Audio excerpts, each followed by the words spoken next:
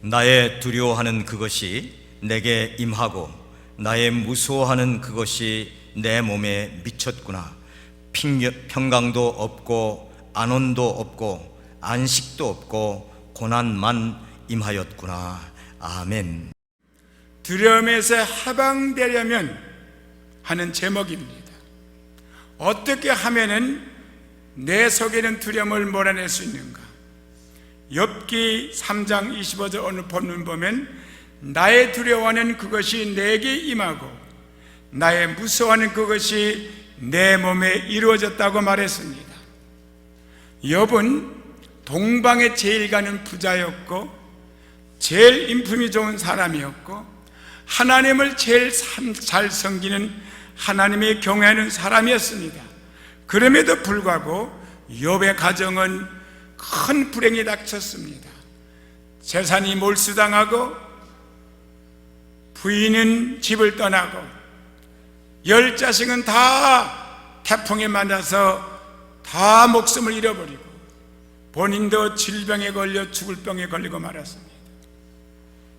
왜 욥이 그런 일을 겪게 됐습니까? 간단합니다. 아주 왜 그런 일이 벌어진 것은 욥이 스스로가 고백했습니다.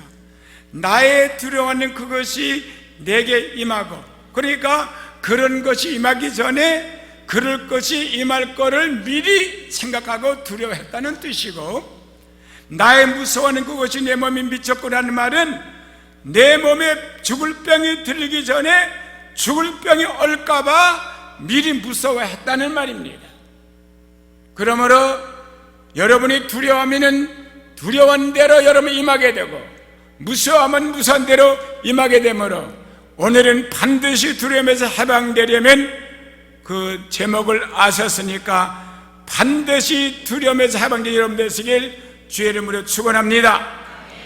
여러분, 두려움을 가지고 사는 삶은 정상적인 삶이 아닙니다. 하나님이 사람을 지으실 때에 두려워하며 살라고 지은 게 아니에요. 하나님은 천지 만물을 다 여섯 동안 지으시고 마지막에 사람을 지으셨어요. 그리고 하나님께서 모든 만물을 다스리는 권세와 권능을 사람에게 주었습니다. 너는 땅을 정복하라, 그리고 다스리라고 그랬습니다. 그러니까 사람은 무서워할 게 하나도 없었어요. 하나님께서 모든 권세를 사람에게 주셨기 때문에, 그래서 하나님께서 인간을 지으실 때 두려움에 위축된 존재로 만들지 않았기 때문입니다. 그래서 두려워하는 건 정상적인 삶이 아니에요. 비정상적인 사람이에요. 그리고 지금도 하나님께서 우리에게 주시는 마음은 두려운 마음이 아닙니다. 그래서 디모데후서 1장 7절에 보면 분명히 하나님이 우리에게 주신 것은 두려워하는 마음이 아니요 오직 능력과 사랑과 근신하는 마음이라고 했습니다. 두려운 마음을 가졌습니까? 그러면 여러분은 지금 잘못된 생각을 갖고 있는 사람이에요. 여러분 마음속에 사랑이 넘칩니까? 능력이 있다고 생각합니까? 근신한 마음이 있습니까? 하나님이 함께 하시는 사람이에요. 두려워하는 마음은 불행을 믿는 믿음이요, 그것은 마귀가 주는 생각입니다. 혹시 이 시간에 두려워하는 마음이 있었다면 이유가 있어서 두려운 마음이 왔을 겁니다. 이유 불문하고 그런 이유는 마귀 사탄이 준 것입니다. 바로 이 두려움이 형벌을 받는 성경적 인물은 바로 욥입니다. 욥이 경험을 한 거예요. 성경에 보면 욥은 옛날 동방에서 가장 크게 성공한 사람이었습니다. 그는 순진하고 정직하고 하나님을 공경하고 악에서 떠난 사람이라고 그랬어요.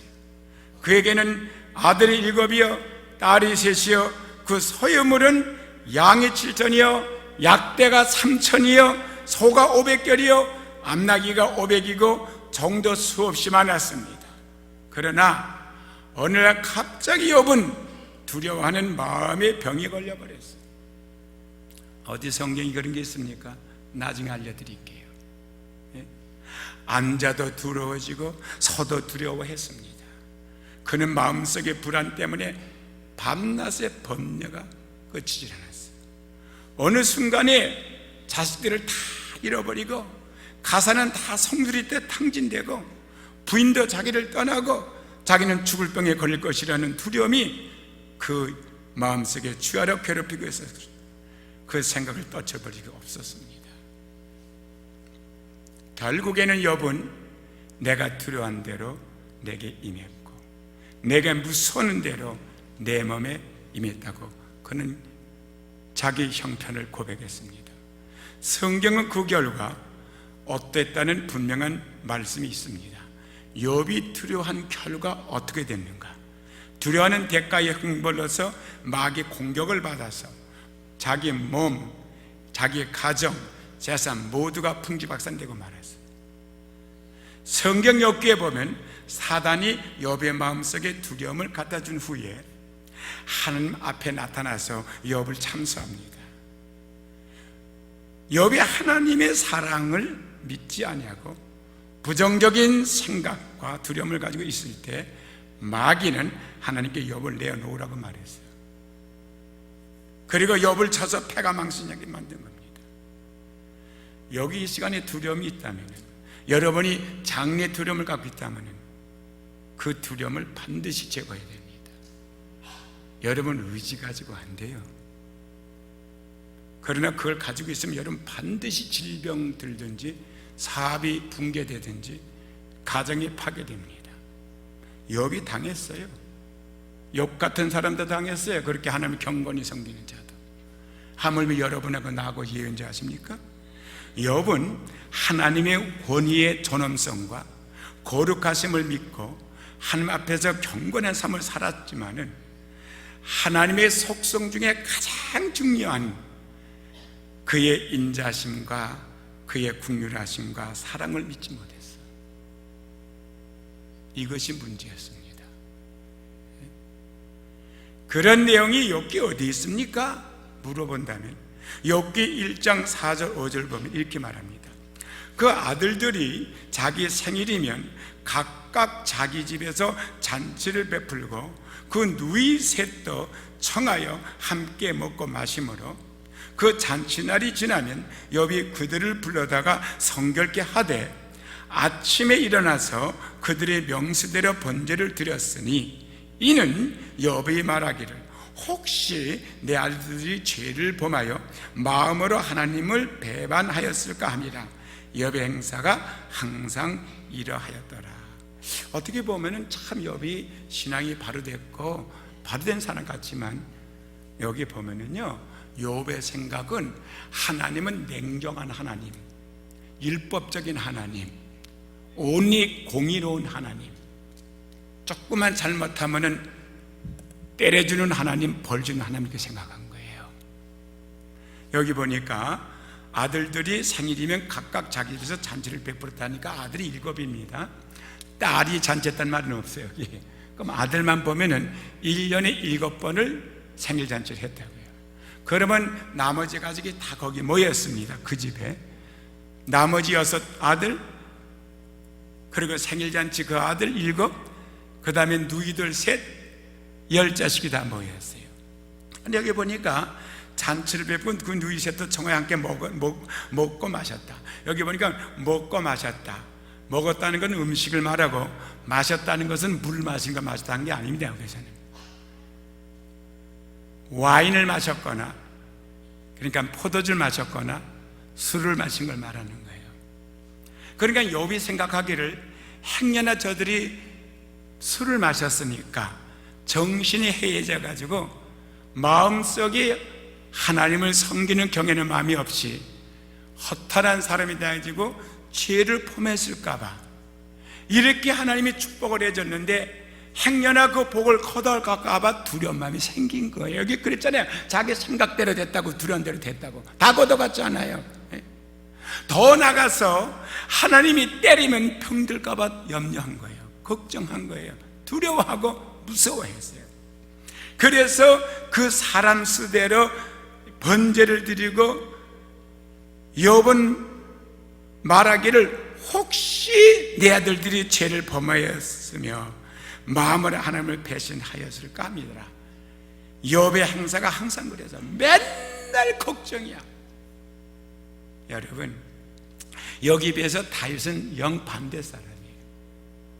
욥은요 자기가 죄를 짓지 않았습니다. 자식들이 짓을까 봐. 다윗은 지가 멀쩡히 죄를 짓고 죄값으로 얻어 터지면서도, 죄값은 아들이 죽었잖아요. 금식하면서 살려달라고 뻔뻔하게. 그리고 또 다윗이 뭐라고 고백합니까? 어려움 당했을 때 여호와는 나의 목자시니 내게 부족함이 없으리로다. 그가 나를 푸른 초장에 눕게 하시며 잔잔한 물가로 인도하시는도다. 욥은요 경건한 하나님, 무서운 하나님만 알았지만 다윗은 사랑의 하나님, 인자하신 하나님, 긍휼하신 하나님을 알았다고요. 내가 사망의 음침한 골짜기로 다닐지라도 해를 두려워하지 않을 것은 하나님이 거기도 나와 함께 하십니다. 이게 다윗이에요.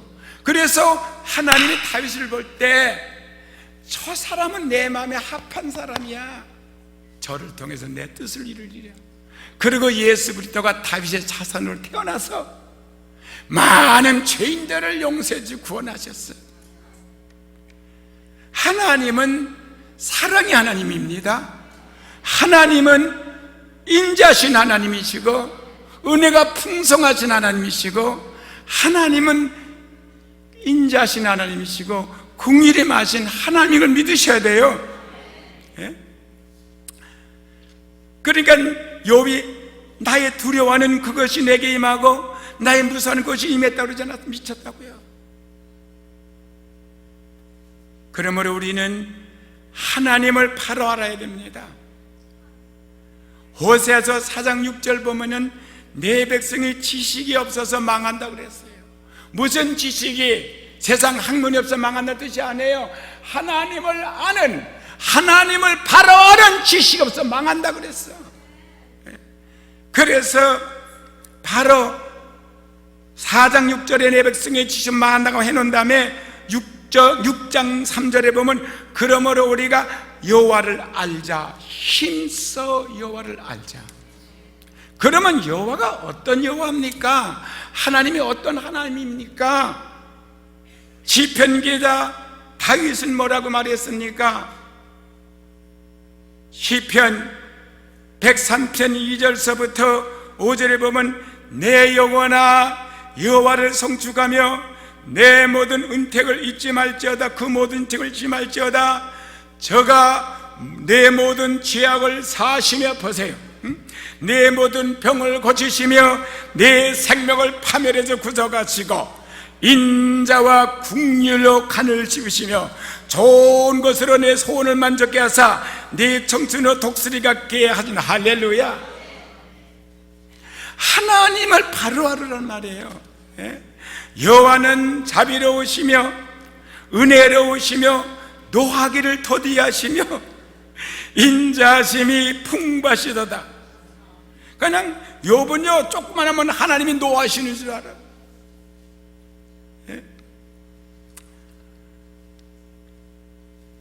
인자라는 게 하나도 없는 줄 알았어요. 항상 경책지 아니하시며 너를 영원히 품지 아니하시리로다. 우리의 죄를 따라 처차지 아니하시며 우리의 죄악을 따라 갚지 아니하셨으니.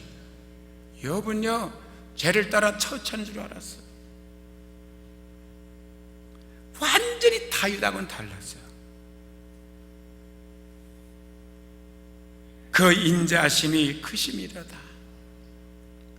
동이 서에서 먼 것 같이 우리 죄가를 우리에게서 멀리 옮기셨으며 아비가 자식을 불쌍히 여긴 같이 여호와께서 자기를 경외하는 자를 불쌍히 여기시나니 이는 저가 우리의 체질을 아시며 우리가 진텀을 기억하십니다.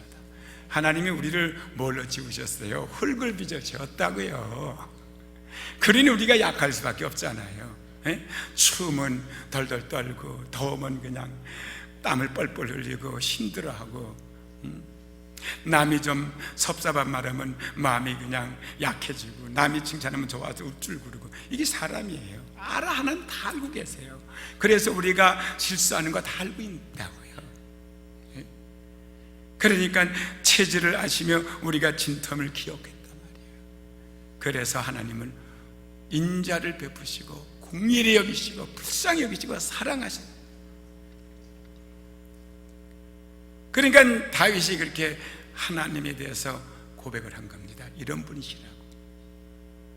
근데 요한 서신보면 요한일서 4장 9절 10절에도 사랑은 여기 있으니 우리가 하나님을 사랑한 것이 아니요 오직 하나님이 우리를 사랑하사 우리 죄를 위하여 화목제로 그 아들을 보내셨습니다. 우리는 하나님을 좋아하지도 않고 사랑하지도 않았어요. 그런데도 하나님은 우리 같은 사람을 사랑하셔가지고 우리 죄를 다 없이 하시고 하나님과 불화된 걸 화목케 하시려고 이 땅에 보내셨다는 거예요. 그리고 하나님의 사랑이 우리에게 이렇게 나타난 바 되었으니 하나님이 자기 독생자를 세상에 보내심은 저로 말미암아 우리를 살리려 하심이니라. 죄를 졌는데도요 죽이는 게 아니라 살리려고요. 나는 오늘 여러분들이 이 말씀을 듣고 뼈저리게 마음속에 새겨서 잘못된 하나님에 대한 인식, 잘못된 하나님에 대한 신앙을 바로 정립하고 돌아가는 여러분 되기를 주님의 이름으로 축원합니다. 로마서 5장 8절에 우리가 아직 죄인 되었을 때에, 우리가 선한 사람이 되었을 때가 아닙니다. 아직 죄인 되었을 때에 그리스도께서 우리를 위하여 죽으심으로 하나님께서 우리에게 대한 자기의 사랑을 확정하셨느니라. 그래서 요한복음 3장 16절이 기록된 거예요. 하나님이 세상을 이처럼 사랑하사 독생자를 주셨으니 저를 믿는 자마다 멸망치 않고 영생을 얻으리라. 이쯤 됐으면 두려움은 다 내버려야지. 예? 욥은 두려워했어. 하나님에 대해 얻어 터질까 봐. 죄를 졌으면 어떡할까.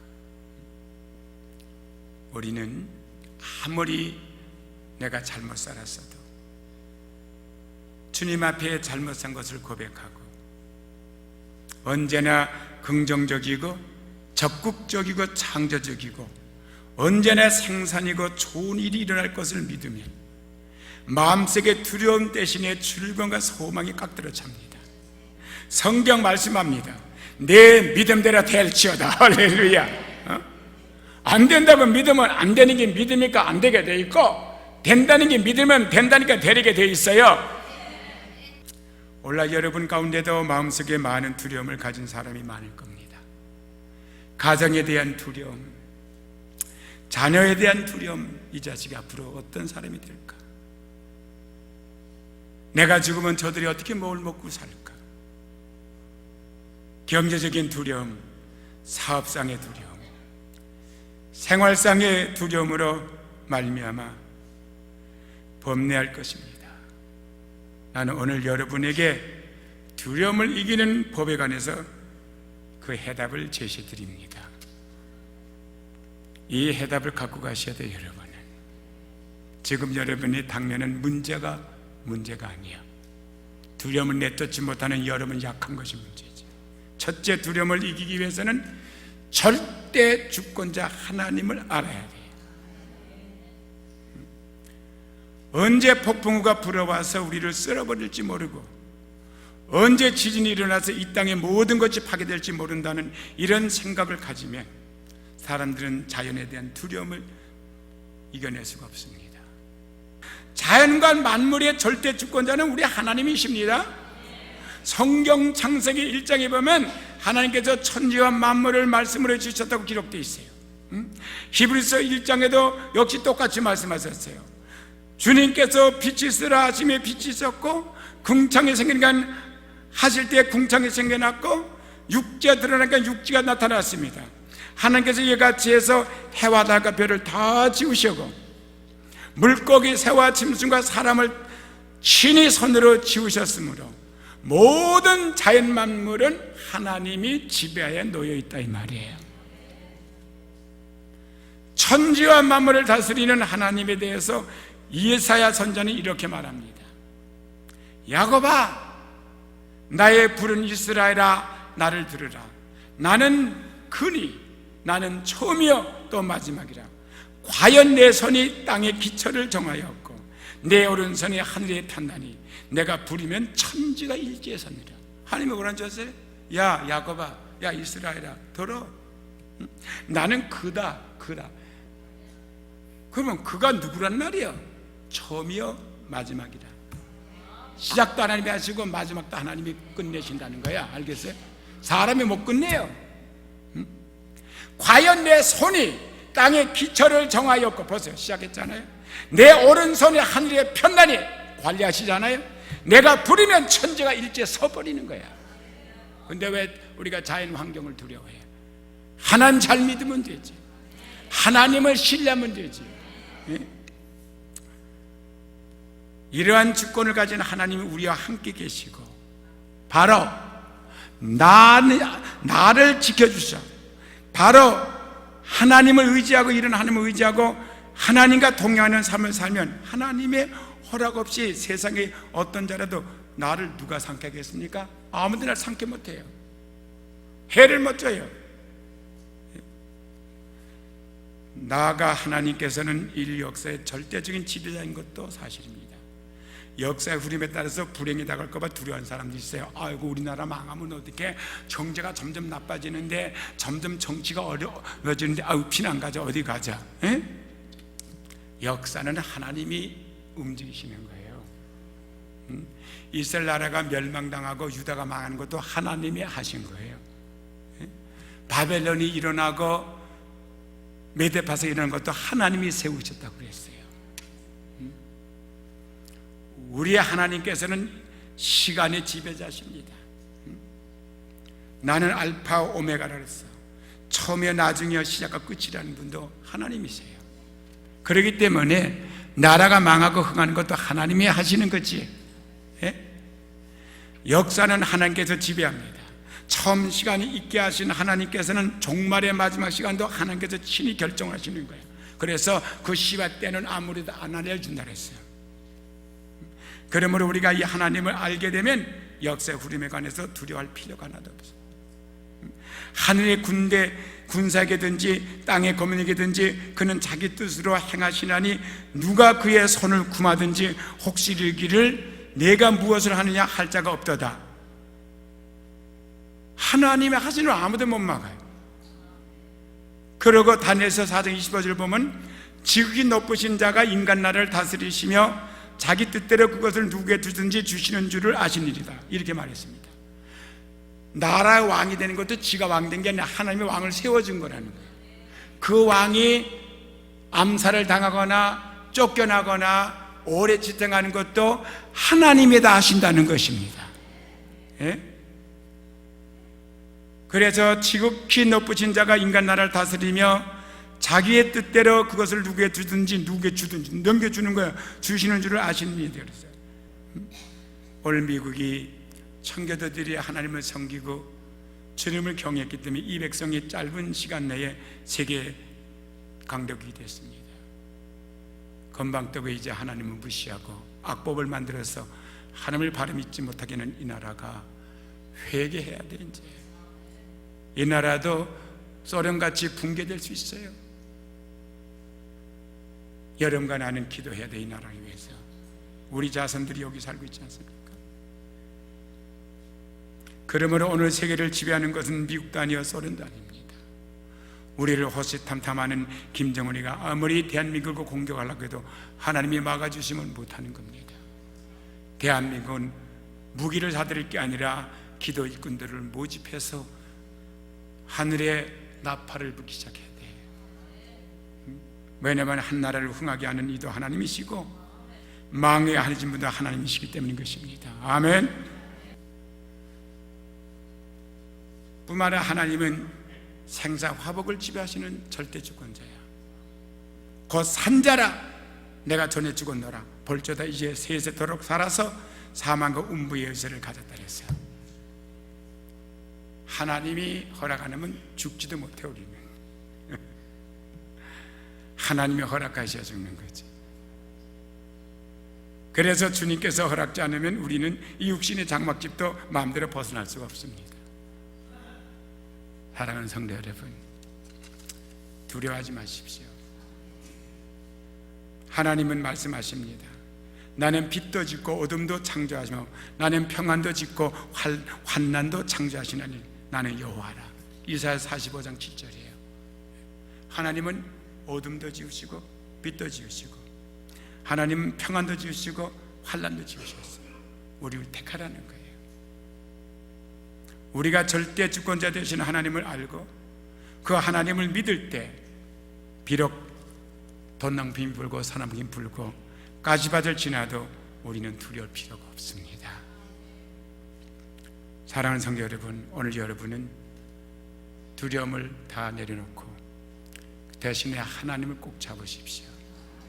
하나님께서 여러분의 평안을 주실 것입니다. 그래야 마음이 평안하고 사는 것이 행복하지. 사업하고 돈 많이 벌었다고 해서 불안 없는 거 아니에요. 하루아침에 망할까봐, 하루아침에 주식이 내려갈까봐, 하루아침에 어떻게 될까봐 두려움 속에서 사는 게 뭐가 행복합니까? 두려움에서 자유를 얻으십시오. 하나님을 바로 하셔야 돼.